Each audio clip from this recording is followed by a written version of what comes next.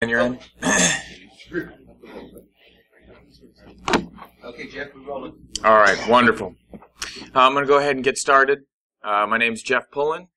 I work for Red Hat, and I'm in the National Guard, but this is not their opinion on anything. I didn't want to have any branding or anything, but it's cold in here, so I'm wearing my sweater. But just know this is my opinion, because some of this may be a little inflammatory, and if you want to disagree, I'm perfectly okay with that. I'm an engineer. I love to argue.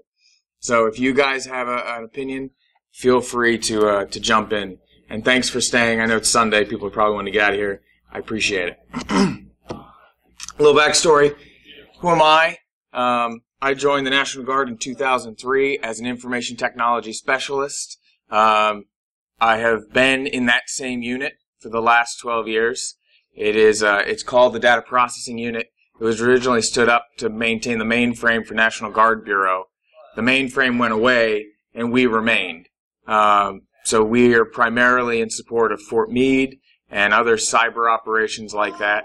And so I'm in there. I'm in the Cyber Op 4 branch, which specifically what we do is red teaming against DoD and critical infrastructure. So they yellow. So every year we have a couple exercises where we bring in a bunch of people, a bunch of industries, and we basically get to play the bad guys. It's a lot of fun. If you've ever done red teaming, it's kind of it's an interesting environment. I am a terrible hacker in the sense of, the Metasploit and things like that. I tell everybody I just Linux. So if they get me a shell, I can have some fun. And that's pretty much what this is. Because I'm bad at things like using exploits and vulnerabilities, I just use the tools that they give me and see where it can take me.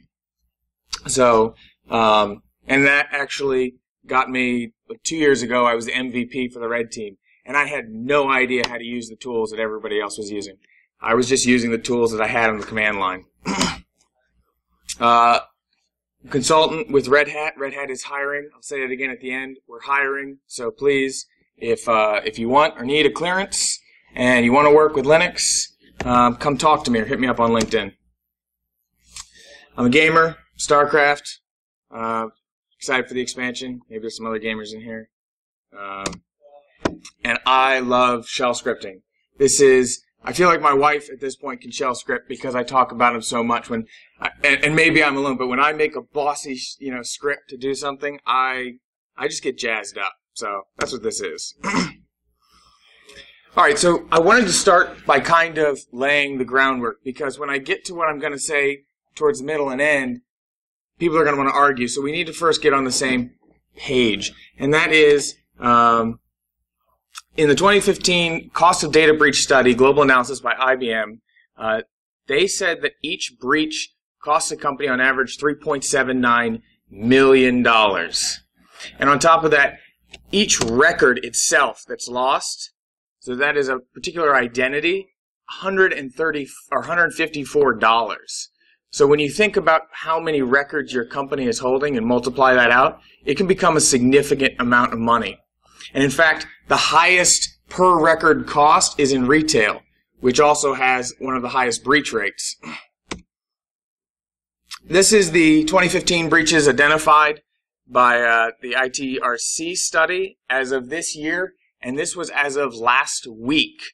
You already had, 175 million lost records this year.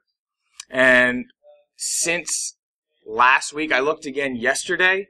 I think I pulled this in here. Since last week, there's been an additional 40 breaches and another 30,000 records lost. So this is a continual battle here, and it just keeps getting worse. The other thing that I thought was really interesting about this one is notice the number of healthcare, right? So we're losing our credit cards, and we act like that's the end of the world. Frankly, credit card loss isn't that bad. Typically, the credit card companies bear the bulk of that. But your health information, that's yours and yours alone. And nobody can send you a check to say, hey, sorry, we disclosed your medical condition that you didn't want people to know. or whatever it might be, that information is out there for good. Embedded systems. So 95% of the world's ATMs are running Windows XP embedded. Now, we all know XP itself has been end-of-life. Embedded, last number I saw was January of 2016. They're going to end-of-life Service Pack 3 for XP embedded. And that's assuming they're using Service Pack 3. Service Pack 0 end-of-life in 2004.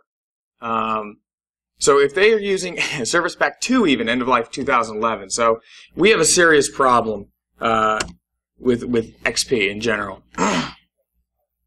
My personal opinion is I think they're going to extend this. I don't see anybody being ready by January to move off this. This is a big part. It takes 229 days on average to even realize you've been hacked. And I think the big part about this that gets me is, how are these companies really finding out they're hacked? Does anybody believe that some sysadmin is sitting down and being like, oh, hey, I saw, Joe Schmo in here doing something? My personal belief is that these companies are just, the information's getting out. And it's being tracked back, and they're saying, there's only one place this information could have come from, and it has to be you. So I think that really identifies a key problem with the way we're doing things. And also the statistic doesn't include companies that don't know they've been hacked yet. So my personal belief is that statistic should go way up. It's probably years on average, but just companies don't know it. 2014, and I use 2014 because we had the full year. 2015 hasn't finished, and we haven't gotten all of the end-of-year statistics in. 24 zero-day vulnerabilities discovered. And this is an all-time record, and I think it's a large part because of Hacking Team getting hacked. If you remember that breach, there was a lot of info that went out all at once, and so we got slammed this year. But the real thing is this 2014, it was 59 days on average before a zero-day was patched. Combining the top 5 zero-days, that's 295 days of combined zero-day vulnerability where there was just no patch available. That's almost the entire year. There was an option for somebody to go and hit you, and you couldn't defend against it. And if you compare that against 2013's zero-day response, it was an average 4 days for a patch in 2013. 59 days in 2014. There was a combined 19 days of zero-day exposure in 2013 compared to the 295 days of exposed in 2014. So we have a serious problem with zero days in general. Here are the top 3, and I don't want to pick on Microsoft or Adobe. That's not my intention. But just to point out, like, 204 days before there was an ActiveX fix. That's unreasonable. I mean, completely ridiculous. And if you keep going down, the next 2 are Adobe as well. So these aren't oddball things. Internet Explorer, ActiveX, Flash, you've got those. Also, I should say, I'll put these slides out. They're all available, and all the information is below if you want to read more on these. So Google did a study on manual hijacking in which professionals spent considerable time trying to get a single account. 45% success rate on visiting a fake site. So this is your phishing. You're 45% effective on average. 14% of them would submit their data, not just visit the site. And 3%, even in the most ridiculous, obvious fake, they would still trust that site and give their data. So your users can't be trusted. And we all know that. We've covered that 1,000 times. But this one, I put up here, we're smarter, better, different. This idea of we do things better. We're somehow better. Even if you did, they just have to go to a site. Drive-by downloads saw a huge uptick too last year, and again, because of the Hacking Team release. This one I put in here, I really like this. There was a CV 2015-5122, which is an Adobe Flash Zero that came out from the Hacking Team. It was a drive-by download being distributed through malvertising. So the ad networks were spreading it around sites. And there was some concern that won't these advertising sites catch it? So this is the guy who wrote it, responding back to the forum poster saying, oh, no, I just set enable exploit variable to false, and it gets through their check. And then you turn that back on after it gets checked. I mean, this, I don't know why I find this so funny, but, you know, he just has a quick little workaround and kind of the help desk for this. That was $150 per banner is what this guy was charging. So in the black market, and this was available. This actually wasn't too bad. I think it was available for maybe a week or so unpatched. But if you had a user that went to it, they would have been owned. So this is where I'm getting to the contentious part. Your organization is probably already compromised. All right? And we have to stop assuming that we have some safety already in our network, because that's where we get ourselves in trouble. That data that you think I'm going to build my walls up around, it may already be gone. And I put in here in my notes that it's kind of like teenagers.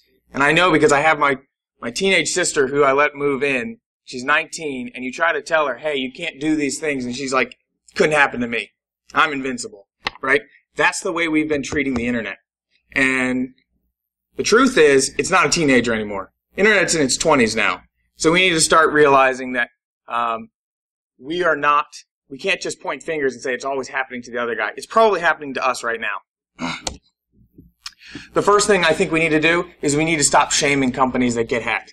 Because the truth is, you could be next, and you probably already happened. And it doesn't help us as an industry. So I particularly put this out because a lot of, we do it on both sides. The engineers do it to security, and security does it to the engineers. We need to instead be starting to think about what they're doing inside our network. And we need to use this as an opportunity to learn. All right. So now I'm going to start getting into the meat of what I'm doing once I'm in your system. We're going to make some assumptions off here. There is a threat in your network, and it's persistent, and it has elevated privileges. Your adversary will not play fair. He only has to win once.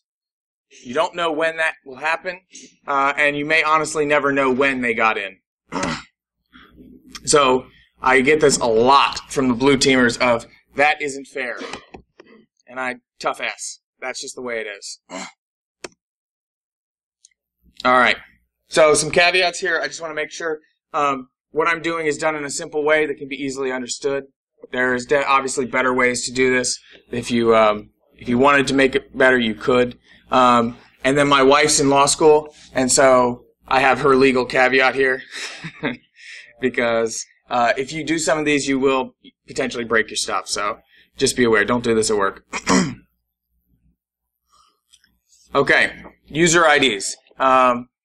User IDs and usernames in general, they're for us. They're for our convenience. The kernel doesn't care what you call yourself. Really, all they care about is the UID, and that UID is stored in the files and the processes. And has anybody ever tried or thought, can I have more than one UID 0? Right? It was the first question when I went on my first, I think it was some cyber exercise, and somebody said, can I have 2 UID 0s? And a bunch of people were like, no, you can't. It's root. Yes, you can. There's no reason that you couldn't have multiple UIDs. And so as an example, we add this user Bob. And for those of you who are familiar with SED, this will make a lot of sense. But for anybody not familiar with SED, this is a SED substitution. The -I means insert in place. So substitute Bob with whatever user ID and GUID he had with Bob UID 0, GUID 0. That's roots, UID, and GUID. Save in place, and then switch user to Bob. Okay? When we switch, this is the example of actually doing it up top. And when we switch to su-bob and do a who am I, we're root. So despite the fact that we logged in as Bob, we got root. And this works if you SSH in as well, or do whatever. You are now Bob/root. And the thing is, if you look down here at the Etsy password, it's real easy to just skim right over that. If you see Bob's like 3 lines up and he's got that 00, but unless you're looking for it, you're not going to notice.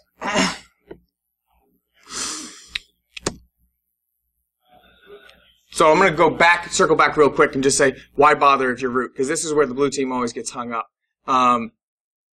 It's not about getting in. Penetration testing is great, persistence testing is really where we need to look at, because if I get in and I grab everything in a day, I haven't gotten the full value potentially of what I had. Like the Sony hack went on for months and months, right, of just bit-torrenting out data. It's really about how long they can stay in there and what they can get.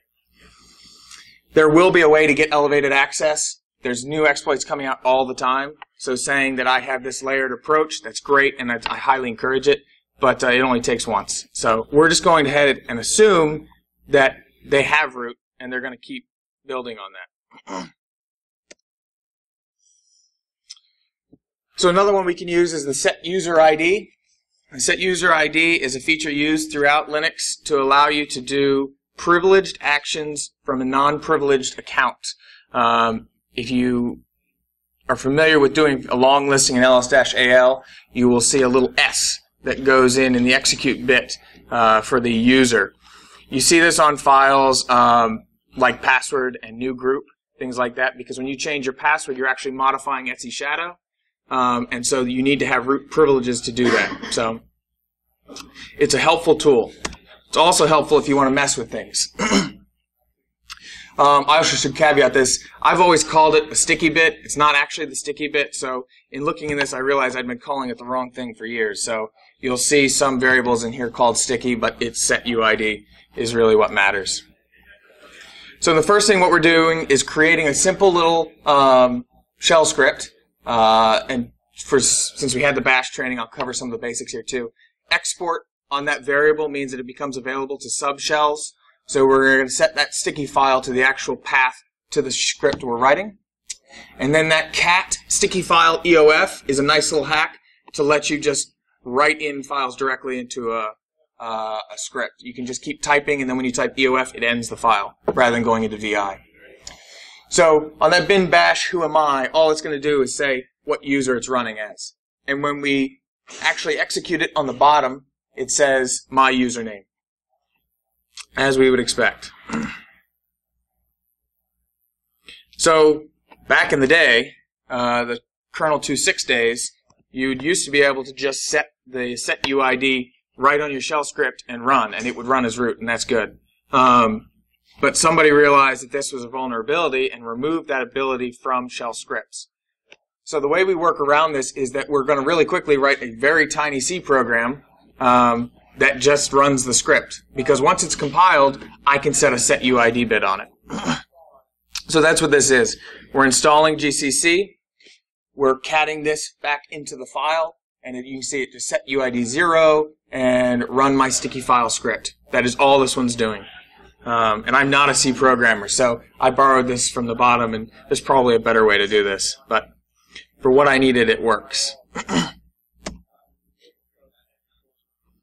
So now we're going to go ahead and compile that script that we just wrote, or that sticky C program. We're going to chown it to root, and we're going to chmod it with 4755. If you're not familiar with why there's 4 digits, that first, is actually what is setting the set UID. So when you actually set permissions, you can see things like 0644. That's why the 0 is in front, because that first bit has a significance as well. When we do the LSAL on that sticky bin, the binary, you now see it says read, write, I said sticky again, set UID. You see that S there. And if we review the script itself that it's calling, you see it's still writable by user Jeff. So now we're going to execute it with a /. And when we do, it comes back as root. So we've proved that this is now being run as root. It's still writable by user, as we verified earlier. And the big thing down here is now we can do whatever we want. So if you're familiar with sudo, which is run as root but requires a password, this is our new custom sudo that we just drop whatever we want in there and have it work. I should mention that if you stig, this is the big reason you spend so long chasing down set UIDs. This is a big part of it. So I did all that, and then I'll show you the easy way. If we just add the set UID to VI, whatever we write with VI becomes, we can do as root as well. So that's a much easier way. to do that.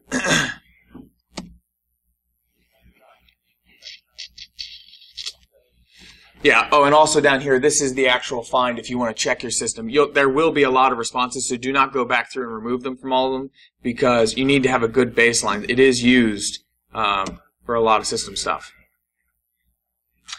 Wrappers. Okay, so this is going to be kind of the bulk of it. This is where I have fun. If you're a system admin that's worth his salt, you've probably had to write some wrappers, because there's a lot of things that are really complicated and require 10 or 15 steps. And it's a heck of a lot easier to just do it once and have it run all those steps. Or if there's a bunch of flags that you don't want to remember or can't remember, put it in a wrapper. So what we're going to do first of all is we're just going to wrap who. Anyone who's familiar with the who command, it tells you who's logged into your box. So if you do a who, it says, Root's in there, Jeff's in there, whatever. So what we're going to do instead is we're going to add a new user named bad guy. We're going to copy bin who to who.backup, because I'm putting it in here in case anybody copy pastes out of my slides. And then we're going to move the original who to who.dat. Then we create a new who that all it does is run who.dat and grep -v bad guy. I mean, this is not complicated stuff. And if you say, well, that's dumb, that would never work, this is literally what I do in exercises. I just have a blast with things like this. And we're going to add the executable bin bit to bin who. And now when we log in as our SSH, as our bad guy, and we do a who, there is no bad guy. And if we do a who.dat, there's the bad guy.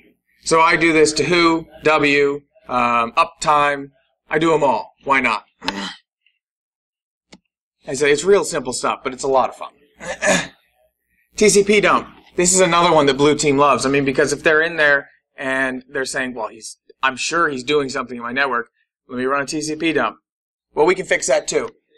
So we're going to copy TCP dump to the backup, make a new one, move the current one to TCP dumped, and then we're going to write a quick little TCP dump script, and all it does is take the flags that they provided and say not port 22, right? And I actually, if you're not familiar with it, the pipe means if an error, run the next command. And the reason you have to do that is because if they supply port 80, port, whatever, and then you say and port, or port 22, it'll give a syntax error. So this fixes the syntax error for most conditions. You could keep going on it, but this is the simple version. And then on the bottom, just to create some traffic, I do a while 1 = 1 SSH localhost. So that'll generate some traffic continually. And that's just a little trick in case you ever need to loop. 1 always = 1. So this is the TCP dump, the original, and you can see every second me SSHing in. And this is the TCP dump on the bottom that they now have that shows 0 TCP traffic. If you really want to confuse them, watch as they look their snort box and see SSH, and on their local box they see nothing. Password. This one's one of my favorites. So what we're going to do is, a lot of times I get access to their boxes and I set a bunch of their passwords in the beginning in prep work, and then they go back and they want to change them all first thing. So I don't want to lose access to those system accounts I set. So what we're going to do is we're going to move password, the Linux spelling, to password, the other spelling, the correct spelling, and on another system we're going to stand up netcat. If anybody's used netcat before, it's just a simple socket that just listens. And so the -L means to listen, the -K means to be persistent. After you get a connection, reestablish that listening port. And we're just going to have it sit there on port 200. Then we're going to write a simple new password wrapper. This is the most complicated one, and I'm sorry it's difficult to read. So I'm going to hit some of the highlights. The way password works, it handles root users and non-root users a little differently. So we have to have a conditional in here to first find out which user is running it. We also need to emulate the way password does its commands. Was there a question? Oh, thanks. So on this, we need to have it say things like, enter new password, verify new password, things like that. So it'll do all that. I also use a lot of EchoDe, which is really handy for anybody who's not familiar with it. It lets you use \n and tab and things like that to really make it look pretty.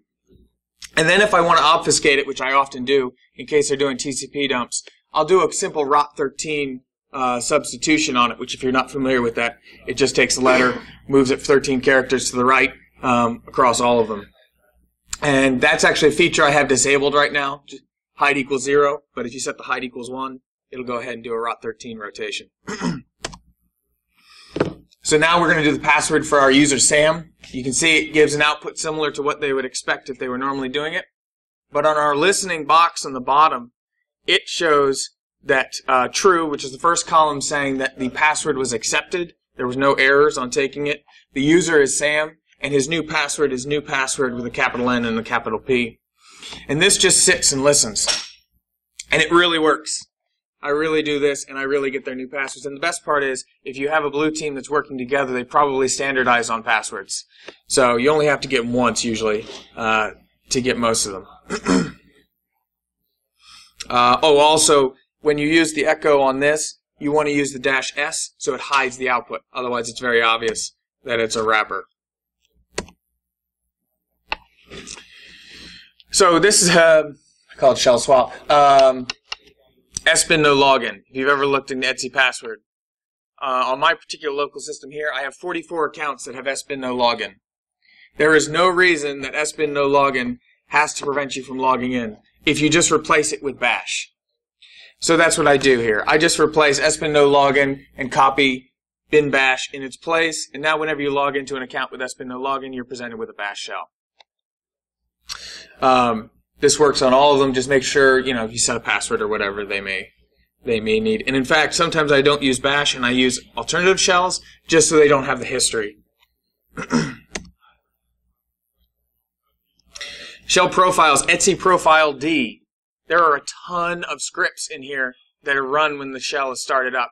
You can fit whatever you want in here. And some of them, I put in less. Less is really small. But some of the other ones, like language, are huge. Nobody's going to know what's going on in there. So you can hide your stuff in there if you want. So this is, has anybody ever heard of the Red Team Field Manual? So, awesome book. Really cool book. It's got a bunch of stuff in there for doing source and destination NAT rewriting. One of the things we like to do is on their outside router, have it so our IP range when it comes in is rewritten as their internal IP range and forwarded inside their network.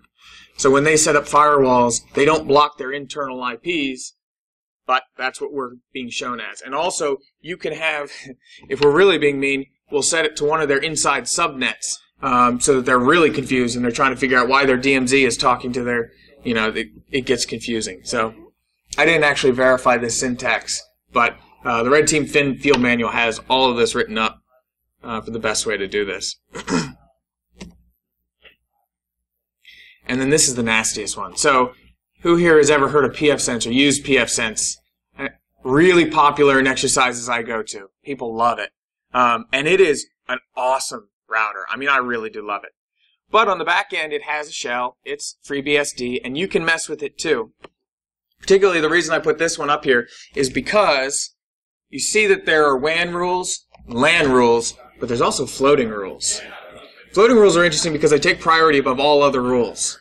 So if they put in 100 rules blocking every port you could possibly imagine, but there's a floating rule that says allow any, that's the one that takes precedence. But if you put in a floating rule at all, it shows the floating tab, and so they can see that. So what we do is we go into their FreeBSD box once we get access to it, and we modify the interface.php file, and we change the logic on the back that says if floating rules equals true, display floating tab, and make that always false. You change that logic, there is no floating tab.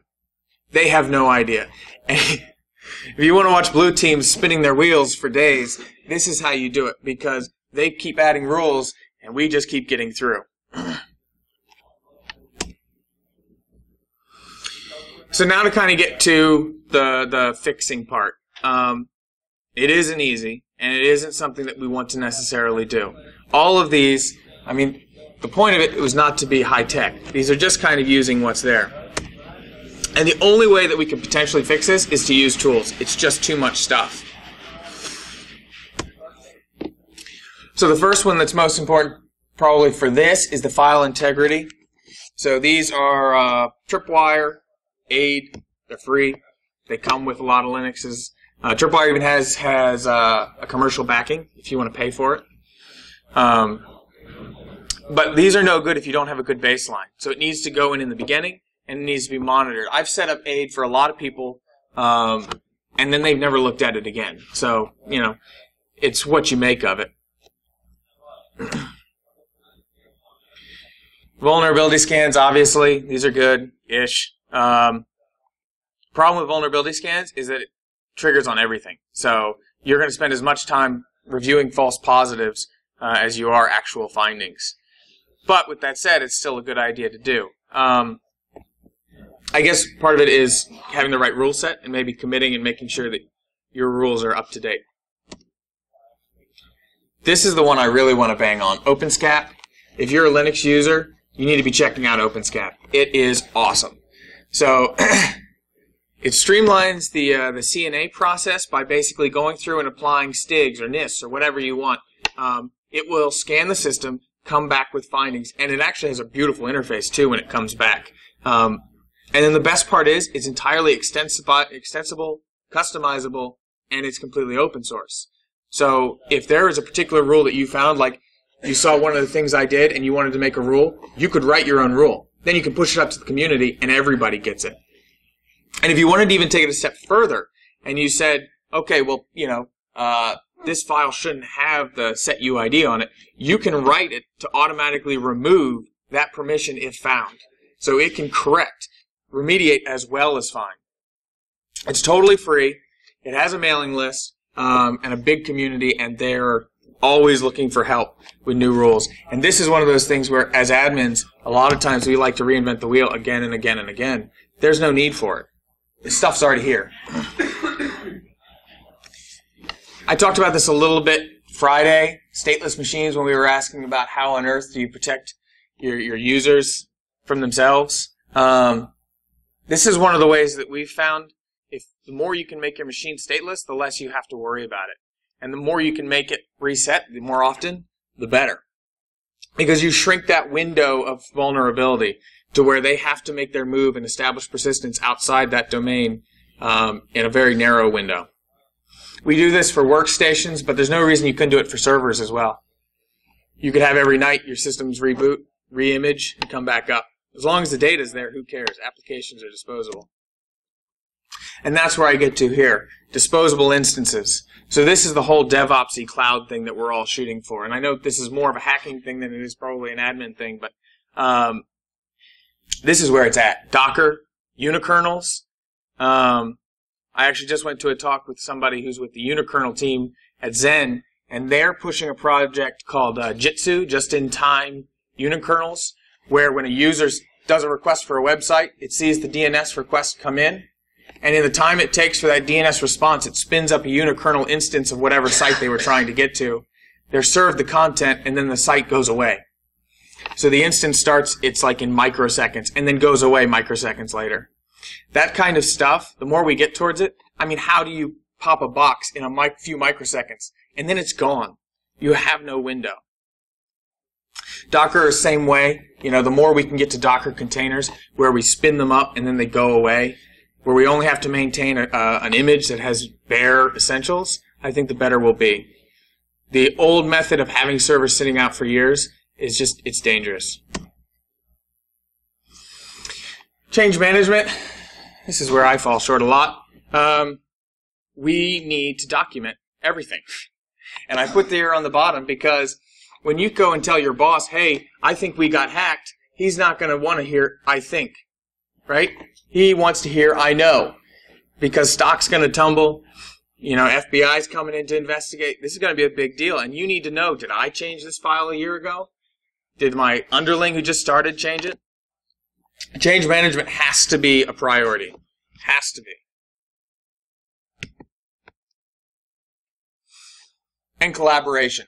So, again, you guys are mostly security, and I've gone from the engineering side. Security is seen as the enemy, right? You've got a job to do. You've got deadlines, and if security comes to tell you, oh, you can't do it that way, then you're doing it, and let security sort it out, right?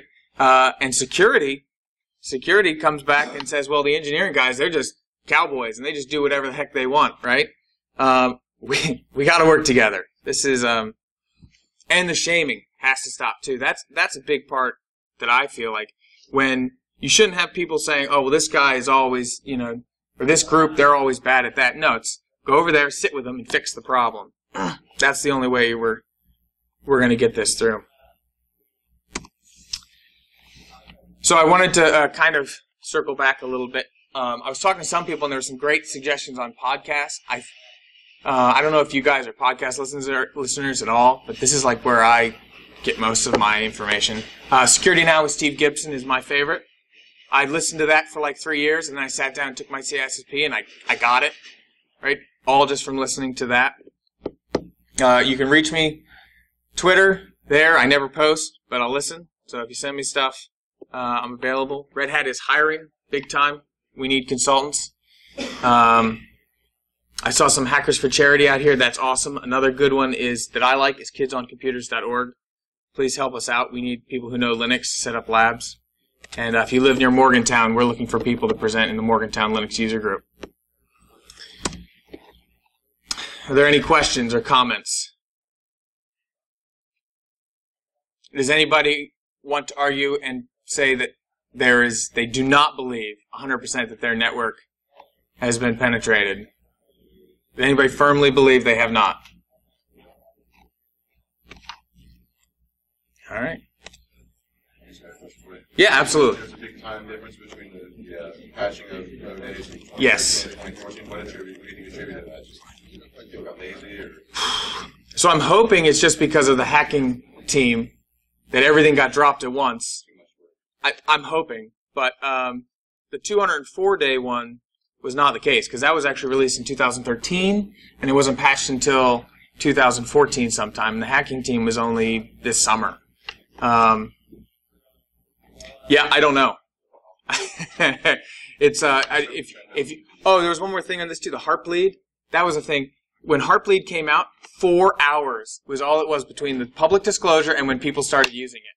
I mean, that blows my mind. You think I went to bed tonight and I woke up and I've had 3-4 hours of exposure already potentially, right?